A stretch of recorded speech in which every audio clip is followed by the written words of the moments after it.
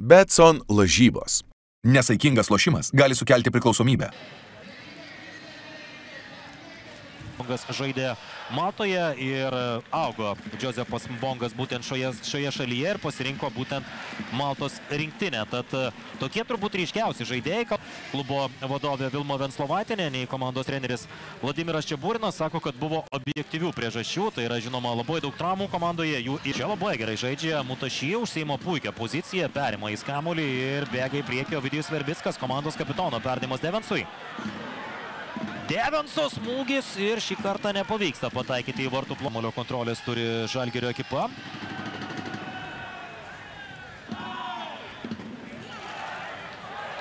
Čia neblogas perdavimas, Liviontalis eina į baudos aikštelę, Devensas sukasi, krinta, nėra 11 metrų baudinio, nėra pražangos. Dabar jau pradeda savoje ataką, bet užsikabinti nepavyksta. Vienas geresnių komandos žaidėjų, sakyčiau, vienas įdomesnių yra būtent Kamensulė, o čia kokia galimybė Enrique Devensas.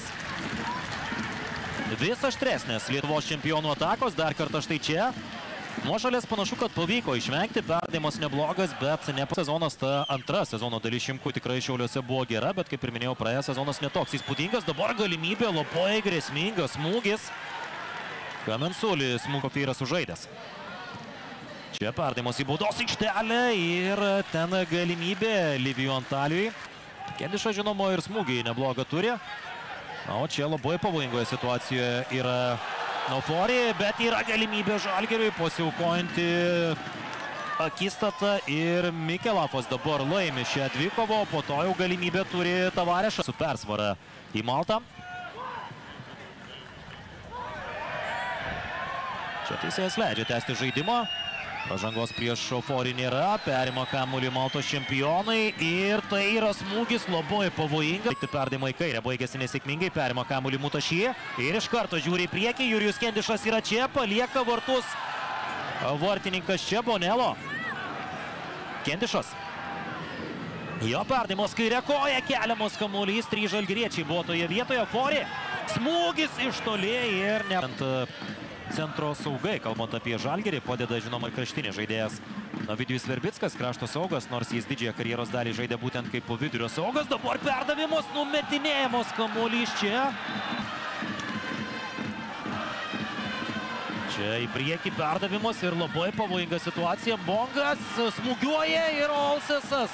Radinovičius šiurkščiai suklydo pirmoje susitikimo pusėje, žaisdamas su kamuoliu. Vėliau tokių didelių klaidų jis nepadarė, bet buvo suteikęs galimybę varžovams. Čia geras perdavimas. Antalis, klausimas dėl nuošalės. Įvartis yra ir įvartis nėra įskaitytas, nes nuošalė yra fiksuojama. Na, tikrai atrodė, kad iš karto jau realių laikų atrodė, kad Liviontalis yra nuošalėje. Teisėjai leido dar pabaigti ataką, bet na, tai yra akivaizdu, kad 10 laipsnių kaitros jau kitą savaitę.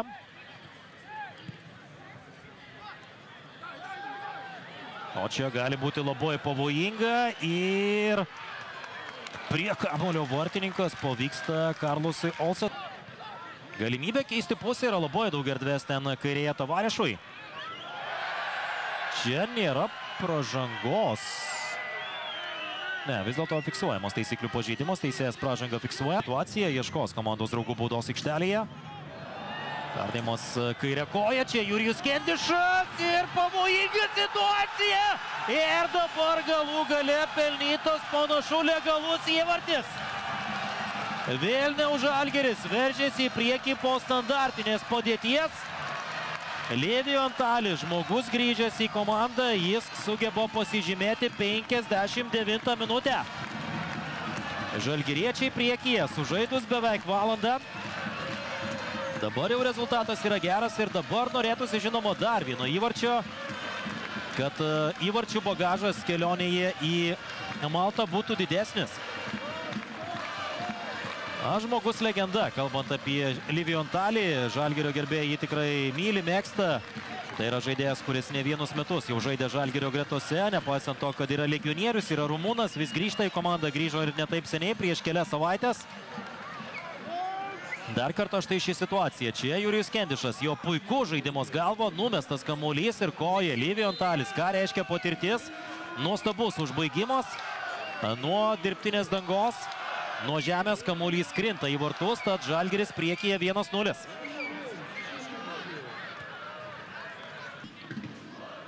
Ir siunčiamas kamuolys į baudos aikštelę. Čia Liviontalis stabdosi kamuolį krūtinė. Kokį perdavimo iškiša. Ir smūgis iš labai aštraus kampo Devensas. Ojojoj, kokie pavojai kyla. Bet panašu, kad dar anksčiau buvo fiksuojama nuošalė. Panašu, kad būtent tame momente, kai Devensas perdavimą gavo ir jeigu būtų jis pasižymėjęs.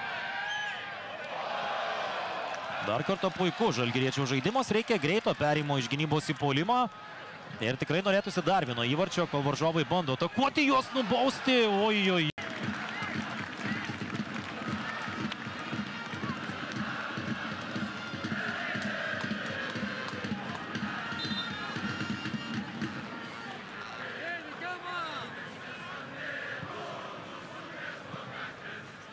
Bongo perdavimas į priekį. Ir čia geras lietimas! Ir 2-0! Štai taip, ką tik pasirodė aikštėje Hadži. Ir pirmų lietimų jis sugeba pelnyti įvartį. Tai yra tiesiog neįtikėtina. Pirmais lietimais labai geras pirmas lietimas Kasimo Hadži ir viską padaro tiesiog idealiai. Jis nuostabus keitimas, ilgą laiką nekeitė savo žaidėjų Vladimiras Čeburinas. Išleidžia Kasimo Hadži ir Komorų rinktinės futbolininkas dvigubina skirtumą, dvigubina rezultatą 2-0. Žalgiris priekyje prieš Maltos čempionus. Tai jau yra rimtas pranašumas prieš atsakomosios rungtynės Maltos karštyje kitą savaitę. 86 minutė, laiko lieka vis mažiau. Ir Hadži džiaugiasi įmuštų įvarčių. Dar kartą galimybė pasižiūrėti šį momentą. Ofori atlieka gerą perdavimą, laimi dvikovą čia Žalgirio komandos legionierius. Krinta varžovas šalia, panašu, kad tai buvo Kompri. Šią dvikovą sugeba laimėti Kasimas Hadži. Ir dabar jau daug linksmiau. Žalgiris priekyje 2-0. Situacija Antalis pargriautas nebuvo. Bongas.